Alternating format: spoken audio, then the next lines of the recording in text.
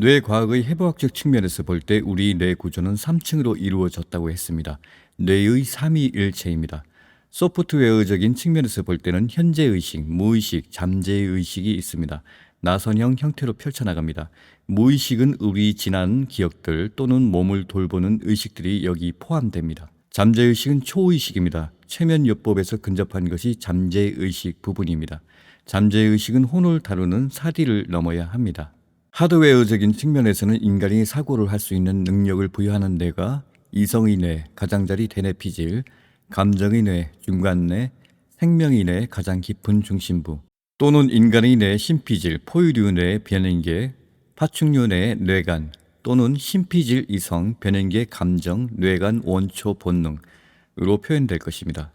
여성이 우뇌를 쓰고 남성이 자뇌를 쓴다는 말도 있는데 확실치 않습니다. 정확히 불분명하고 어느 쪽이 우세하느냐에 따라 다를 것입니다. 또 왼손잡이, 오른손잡이 이야기들도 있었던 것 같습니다. 미국의 뇌과학자 질 볼트 테일러가 뇌졸중을 경험하고 나서 연구한 우리 안의 4가지 캐릭터에 대한 설명도 좋은 예입니다. 다만 우리 성향이 부정성과 긍정성 차이와 DNA 유전적, 환경적 차이도 있고요.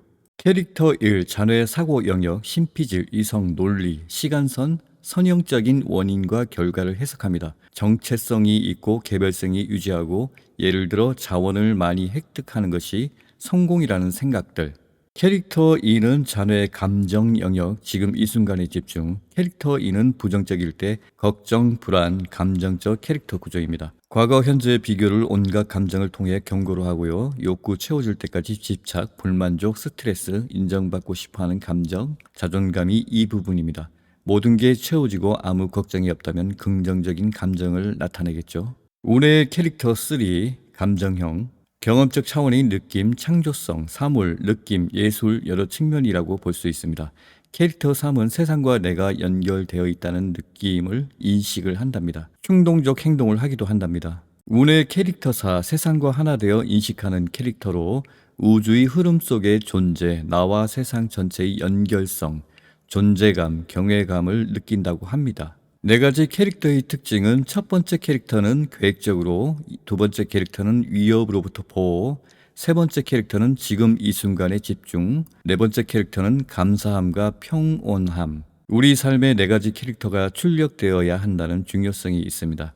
질 볼트 테일러의 4가지 캐릭터는 유튜브 영상에서 참조했습니다.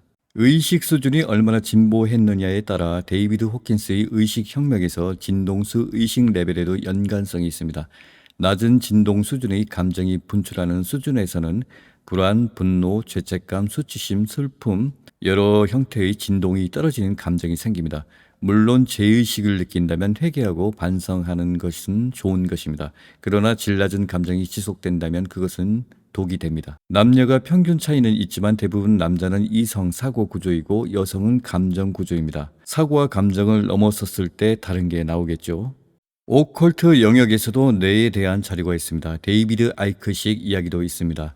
reptilian 파충류 마인드입니다. 인간적인 측면에서 볼 때는 좌뇌는 3D 물질계에 집중되어 있습니다. 우뇌는 4D 잠재의식에 더 가깝습니다. 인간이 양쪽 뇌를 회로를 연결해서 통합해야만 합니다. 그래서 우리가 좌뇌 물리적인 3D 선형적인 시간이라는 매트릭스 세계에 집중할 수 있고 동시에 우뇌 4D 잠재의식 다차원 세계로 연결될 수 있습니다. 정확하게 하나로 단어를 뜻을 묶으면 3D 잔해 기반 선형적인 시간 물질계 자아이며 4D 운해 기반 심령혼 자아입니다. 5D 의식 빈몸 기반으로 크리스탈 기반의 생명체입니다. 2023년 3월 22일부터 천상의 십자 포털이 열리면서 인류가 서서히 진화를 걷게 된다고 합니다. 5D 의식이 되어야 다차원적으로 통하고 다중우주와 전생과 교통하고 20만 가지 천사적 감각을 확보할 수 있습니다. 크리스털 기반의 신인으로 변하는 것입니다. 당연히 3D 자아 의식보다 5D 의식이 더욱 지혜롭고 신인다운 면모를 보일 수 있겠습니다.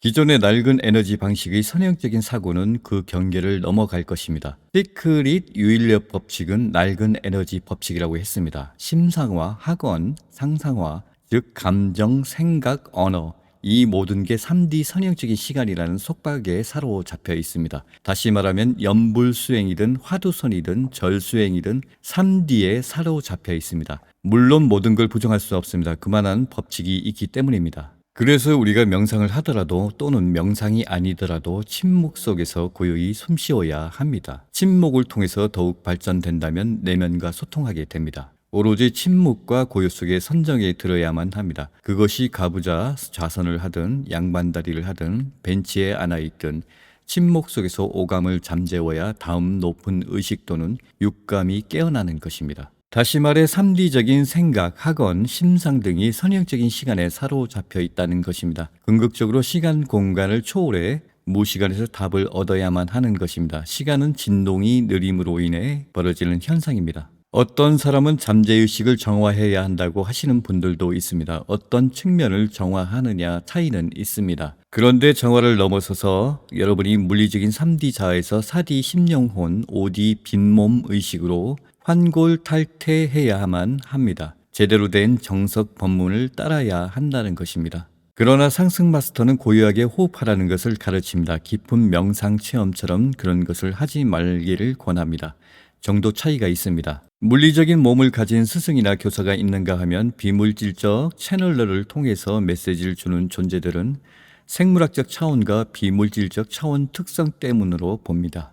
기존의 정화라는 측면을 더 깊게 간다면 마음 공부를 통해서 DNA 유전자와 자기 성격을 바꾸는 것입니다. 모든 것은 중독성이 있습니다. 그 중독성은 DNA도 성격도 외모도 바뀌게 합니다. 이것은 의학적으로 우리 몸이 60쪽에서 100쪽의 사이 세포 재생 주기와 관련도 깊습니다. 보통 하루에서 뇌세포는 60년 주기를 가지고 있고 우리 생각, 마음, 행동을 새로운 세포에 세팅하는 것입니다. 우리 몸이 99% 완전 새로운 세포로 대체하는 기간이 7년 주기라고 합니다. 여기서는 정신도 새로 태어납니다. 이런 것은 길고 긴 여정이 필요합니다. 더구나 정화를 통해서 어떤 물질을 집착하고 창조해낸다는 것도 무의미합니다. 만약에 그 사람이 이미 5D 의식으로 승격되었다면 3D 인격, 선역적인 자아와 생각하는 것과 감정이 다 바뀌어 4D 심령혼의 심수를 넘어서 5D 신인의 신격이 될 것입니다. 즉 인격이 아니라 신격다워야 다차원 의식으로 과거, 현재, 미래를 내다볼 수 있습니다. 시간의 경계를 무너뜨리고 넘어섰기 때문입니다. 그래서 맨날 허구한 날 심상화, 학원, 상상화 등 기존의 낡은 에너지 매트릭스 기반은 비효율적인 방식은 잘 안됩니다. 환생을 통해 타고난 잠재의식 속 운명도 카르마에도 영향받고 여러분이 원기까지 소모하고 충전도 못합니다. 그래서 영혼의 과학 프로그래밍을 다룰 줄 아는 마스터리가 되어야만 합니다. 우리가 시를 쓰려면 글씨를 배워야 하듯이 말이지요. 즉 마법사가 되어야 마법을 다루지 속인이 마법을 효율적으로 다루지 못하는 것입니다. 그래서 많은 분들이 시크릿 윤력 법칙을 시도하지만 안 되는 것입니다. 이미 자네와 선형적인 세계에 사로잡혀 있습니다. 염불한다고 하두선한다고 깨달아집니까? 물론 살아있는 스승의 능력으로 제자가 수행할 때 이급할 때 스승의 네트워크를 통해 텔레파시 교신을 하고 덜 이급하나 문제를 해결할 때는 오부를 외워 에너지적인 방비를 하기도 합니다. 오늘날 대부분 사람들이 자본주의 세계에 살아가면서 부족하다는 것을 집중하여 경제적 자유와 풍요에 집중하고 있습니다. 상승 마스터들은 인간은 풍요를 누릴 권리가 있다고 했습니다. 그러려면 진보된 의식이 필요합니다. 신인이 되어야만 합니다. 우리가 진보된 의식이 되어야만 운명이 아니라 선택을 통해서 창조로 나아가는 것입니다. 현재로서는 카르마도 놓아주어야 합니다. 카르마를 놓아주고 동시에 스스로 창조적 삶을 설계해야 합니다. 말은 쉽지만 참 어려운 게 사실입니다. 번데기가 나비로 환골탈태하여 비로소 깨닫게 되는 겁니다. 다만 지금까지 주장하는 이야기는 5D 차원 상승으로 보통의 인류를 위한 프로그램적인 이야기입니다. 사람에 따라 길이 길고 짧고 높고 낮은 면도 있기 때문입니다. 다 자기가 가고자 하는 길이 있습니다. 아득히 먼 훗날 때가 되면 여러분은 아라한도 부처도 되겠지요. 차원에 따라 낮은 법도를 가르치는 존재들도 있고요. 그것은 창조계를 유지하기 위해서입니다. 또 길고 짧은 많은 존재들이 있기 때문이기도 하고요. 부처님들 같은 경우는 보다 높은 법도를 가르칩니다. 보다 숭고한 위상을 가져야만 한다고 합니다. 그럼 좋은 하루 되세요.